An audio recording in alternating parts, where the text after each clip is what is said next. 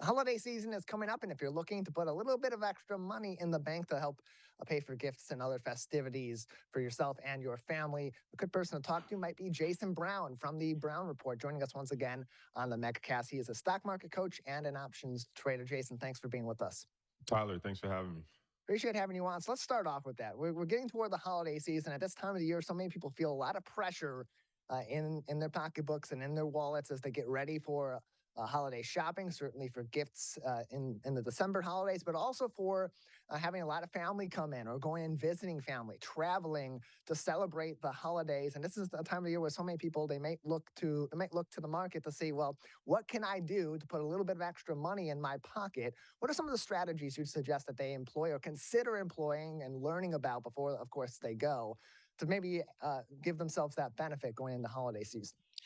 Yeah, so when you start thinking about going into the holiday season, the market, it can be an ATM where you can go in and print money and pull something out to use during the holiday season. But most likely, if you haven't been learning, studying, and using it that way, it's very unlikely you'll be able to do that in the next 60 to 90 days. And so I think we have to start looking at what did we do to prepare, for the holiday season in advance. Did you take advantage of your companies? Sometimes companies have programs where they'll pull a certain amount out of your check and allow you to spend it during the holiday season. But maybe you did do well over the pandemic and the stock market has risen up and you're in a position where you can sell a little bit of your stock and possibly take some money out and use it for the holiday season. Whether that's a good idea or a bad idea or not, it's really about what's important to you.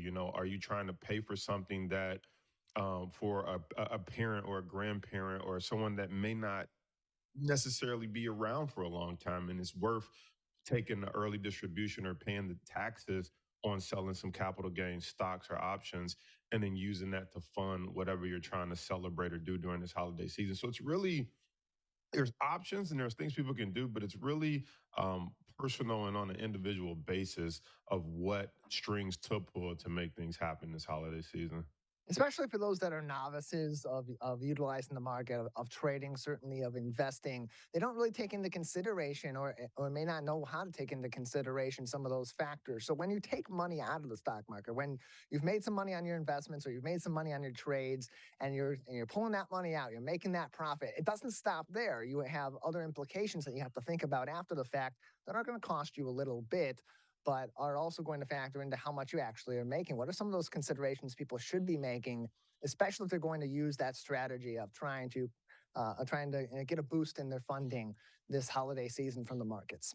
So a couple things will happen. If you take a profit on any type of stock or option trade that is under 1 year, you're going to get what's called short-term capital gains. Now, anything over a year is long-term capital gains, but respectively with short-term capital gains, that flows through to you as income. So basically, if you made $100,000 and you sold $20,000 worth of profit in stocks or option in under a year, it's basically going to flow through as if you made $120,000 of income roughly.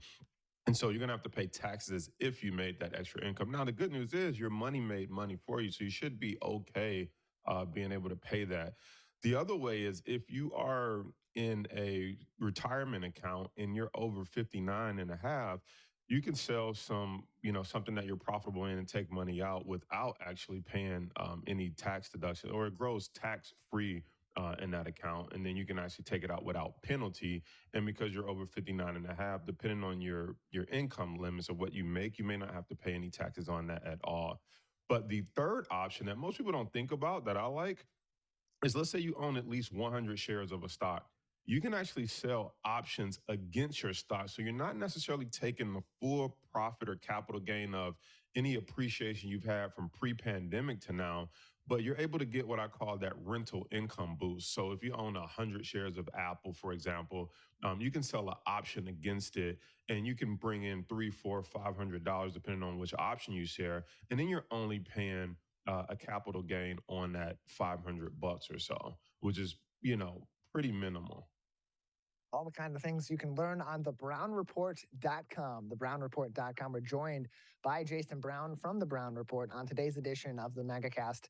He is, of course, a stock trader and a stock market coach, joining us on today's edition of the program. Again, more information on this website, thebrownreport.com, information and resources that will help you learn about the stock market and make some wise choices after that fact. So people want to take that kind of a more volatile route, the more risky route to make a quick buck around the holiday season. But some people want to really take this time of the year as they get toward the end of 2022 and start thinking about 2023 and that clean slate, so to speak, that begins with a new year, and think about investing for the future, making some safe bets as well.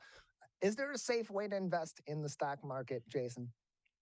Yeah. So first thing I would say is the safest bet is on you, and that's to get education. And so a lot of people think the stock market is risky, but everything is risky when you don't know what you're doing. I mean, driving a car is risky when you don't know what you're doing. Shooting a gun or going hunting, everything is risky. Just using a cutting knife in the kitchen is risky if you give it to a 2-year-old kid, right? So everything is risky if you don't have the education. So I like to tell people, bet on yourself. You think about all the gifts you want to give other people for the holiday season.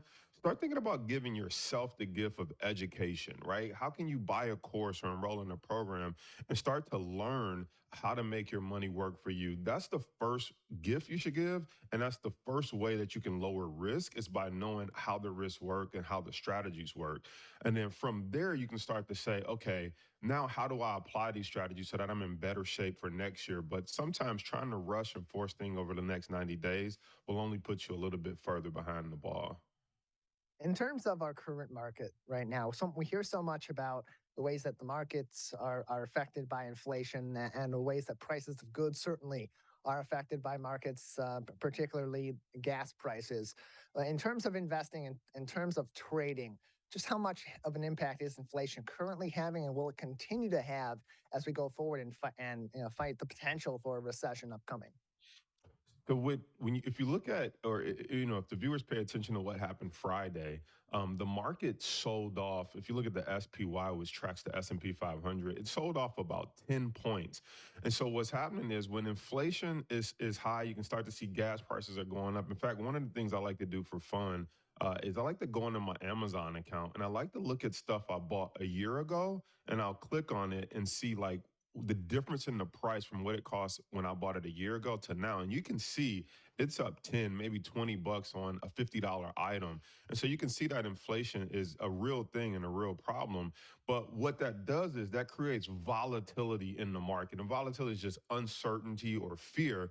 And so when the market sells off quick as well as rebounds really quick, that creates really great day trading opportunities to get in there and catch that movement. Because when the market falls like it did Friday, 10 points, or the SPY, you don't have to be perfect and catch it right at the beginning of the day. It's like it fell maybe $5 or $6 at the open, and then it fell another $4. And so if you can just catch that in between $1, $2 move, you can make $2,000, $3,000 very quickly in a 24-hour period. But again, that's if you know how to do it, if you're able to be in front of the computer and you know what you're looking for. But that's the power of what's happening with this volatility. The market's moving quick, so it gives us a way to make money really quick. Jason, about 2 more minutes left with you today before we'll have to say goodbye. Any lasting advice at this time, or other considerations people should be making about buying stock or about trading in the market today? Yeah, I'd be remiss if I didn't say, if you don't know what you're doing, you can also lose money really quick. So I want to put that out there as well, right? If you're just like, oh, this sounds good, I'm going to try it Friday or Monday, and you're treating it like a Las Vegas casino table, now you're just gambling, and you can also lose money real quick. So I want my advice would be, the stuff that you're hearing, I want you to get curious enough about it to research and start to understand how it works, whether that's learning from me at the Brown Report or finding someone else. But the key is learning how it works and then practicing it in what's called a paper trading account or a simulated environment, to see what would happen had you tried it with real money, but trying it with fake money, so that you don't get hurt while you're learning. You can kind of build that experience. And that would be my advice. Get the education and then practice it in the fake account, and then start to track, here's what would have happened had I had real money. And once you build a big enough track record, then you can switch over to real money. We're joined by Jason Brown from the Brown Report. Thank you so much for joining us, Jason. Thanks for having me, Tyler.